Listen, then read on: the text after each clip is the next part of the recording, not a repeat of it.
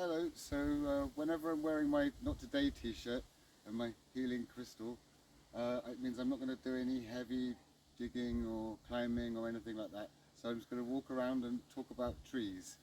So today I'm going to tell you the 7 main benefits for having woodland in a permaculture system.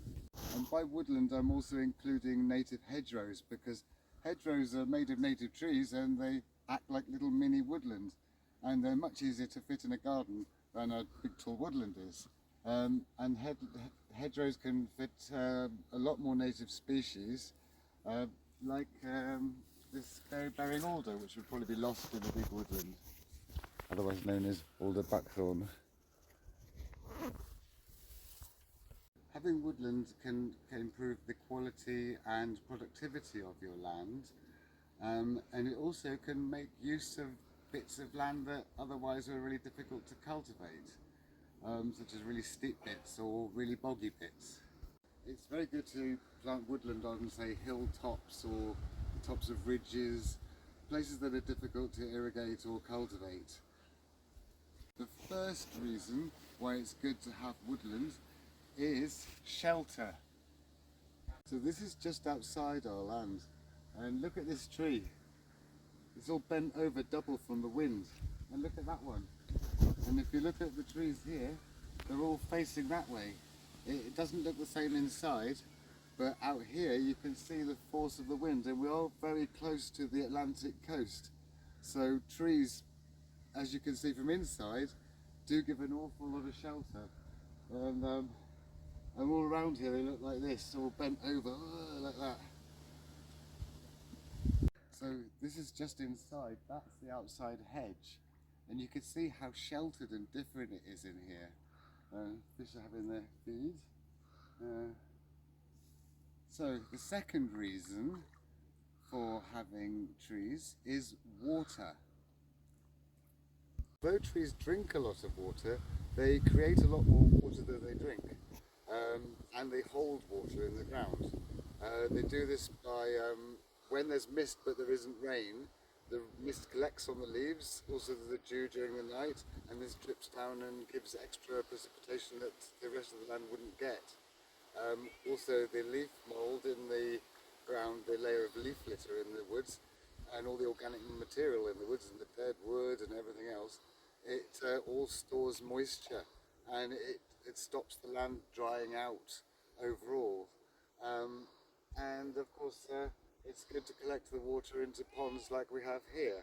And all the water from the woods drains into these ponds, and it helps everything, us and nature. And where we've planted woodland on the edge of ponds, we've given all of the woodland coasts really wiggly edges to maximise the actual coastline. A bit like Dubai but nicer. Here it's dry, it's usually got water in when it's full, so the water comes right out to here, and this also diverts the path, so you have to take longer. And by plonking this island and having all these wiggles, it means that the branches will grow right over. The trees on the island will grow and meet the branches from here, and they'll meet each other. So when you're in the woods looking at the water, you won't just be hundreds of branches and you won't be able to see through it, but because there's a canopy that's connected on both sides, you should be able to just see the water. Whereas on the bits of the ponds which are on the orchards and things, we've got a much less wiggly coastline because you've got to maintain that area. Whereas here it's you want to be able to see the water. And as we're doing in the woods, we want to create as many different habitats as possible.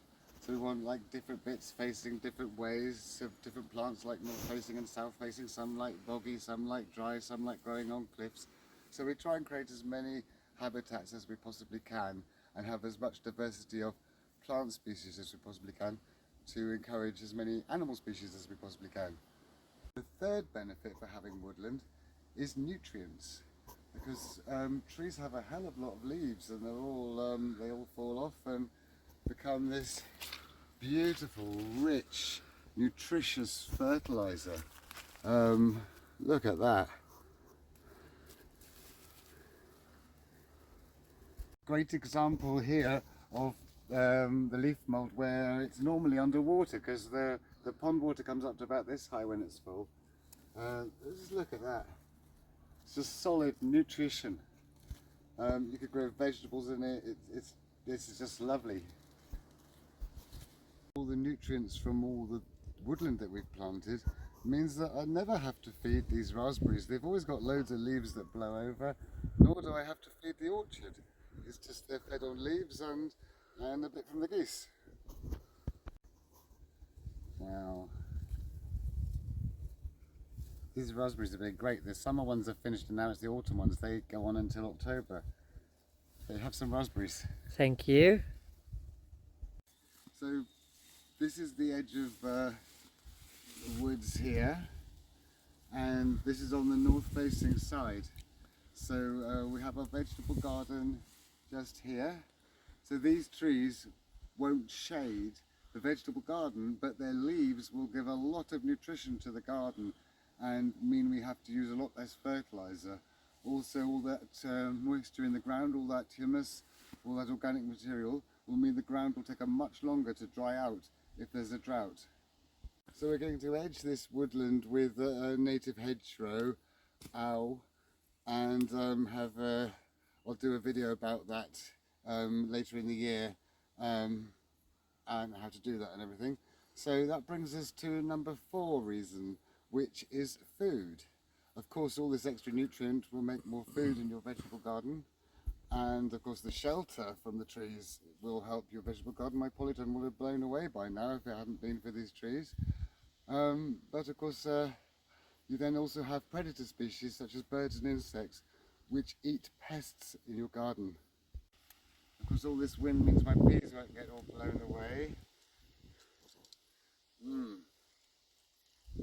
Because runner beans are very prone to being blown away or blown over by the wind. But of course when I'm talking about food as a benefit created by woodland, I'm not just talking about the food that I grow, but I'm talking about the food that actually grows in the woods, the wild plants that you can eat. Like this crabapple, for example. Nut trees are very high producing plants in a woodland. We've got a walnut here, probably be a long time before it produces nuts, but when it does it will produce a lot of them. As the chestnuts and hazelnuts all produce a lot of food, which is also protein, and saves having more crops. Many woodland plants are toxic, but many more are edible. There's a lot of useful things that grow in woodland. One of the things we have a lot of here, which has died back now, is the wild garlic, and it comes up as a carpet of it, and at that time in the early spring there's very little in the way of greens coming up in the vegetable garden, and it's very useful, you know, to have it at that time of year. Another food which grows in woodland is mushrooms, and mushrooms are protein and they're free and they just grow in woodland. We encourage some by putting some spores out and things. Any Eastern European country is a very good place to buy mushroom spores from. And we've got a lot of boletus mushrooms which form symbiotic relationships with trees, and they help the trees and the trees help them, and you can't really grow them in mushroom farms. You have to have trees to get them to grow off, and we've got quite a lot of those and other types of mushrooms we can eat, and that's really beneficial where you could just walk around the woods and pick mushrooms. All of them taste completely different and save us a fortune. Unfortunately I can't show you any examples of any mushrooms today because it's the wrong time of year, and also there hasn't been enough rain, but in the autumn there should be lots of them. Reason number 5 for having woodland is wood itself. Wood, after all, is a resource. Even if you just use it for firewood, or you could trade it or make things out of it, it's very useful. Of course, the trees are very young at the moment still, but in the future some descendants will have lots of wood. Yeah, wood is a tremendous resource. You've got fuel, you've got furniture, you've got a lot of things with wood. So number 6, medicine. For a start, just about every single tree has some kind of medical use or other. For example, oak bark can treat fevers, coughs and digestion problems. And beech leaves or bark can treat ulcers or inflammation. And of course the beech tree is entirely edible. If you make a broom out of the twigs of silver birch tree, you can sweep all the bad energy out of a house. And the ash tree also has lots of medical uses. It's the seeds or the bark that you use. It depends if the seeds are available. If the seeds aren't available, you use the bark. And they treat things like bowel and bladder problems and arthritis. I'm afraid we've only got one ash tree. I haven't really planted ash trees because they're a bit of a nuisance. So ours is a male, so it doesn't have any seeds on it, but that's basically an ash tree over there. There's lots of herbs that grow in woods, like valerian, which is good for sleeping, and then there's the the marsh wound-wound-wort, which is good for cuts and things. You've got all different types of bistort, and then you've got the hemp nettle. There's different types of gallium, like the sticky grass, that has loads of uses. There's another different type there. And there's little geraniums, loads of different types of geraniums, even herb robert as well. This isn't herb robert, but there's herb robert that's died back now. But this is another type of geranium. They're all good for cuts, really, really good antiseptic, make a cut sting. Meadowsweet is used for colds, kidney and bladder infections, and to treat stomach ulcers. Wild mint, this is water mint, and stinging nettles, they just cure just about anything.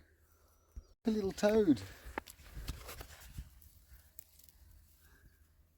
Herb robert, another type of geranium, very good for cuts and things. And wild strawberries, I can't find any fruit today, so they finally finished producing fruit. But the fruit are actually good for cleaning your teeth like other strawberries. But these leaves have many medicinal uses as well. So number 7, habitat. By having woodlands you have a habitat for many different types of animals and plants, somewhere where you can enjoy nature and nature can thrive. So planting woodland of native species and having as rich a diversity of them as possible brings loads more wildlife. For every native tree you plant, every different species, you get so many different insects that come, and then all up the food chain, all the different larger creatures, and you have then a lot of wildlife. This rowan tree is just 2 years ago planted, and it's got loads of berries this year. And over here, I just noticed a prickly ox tongue. By contrast, you can see in this conifer plantation that there's hardly any wildlife. Just all the same type of trees, all the same age and not native, and there's virtually nothing growing under here. There you have your 7 reasons for planting woodland.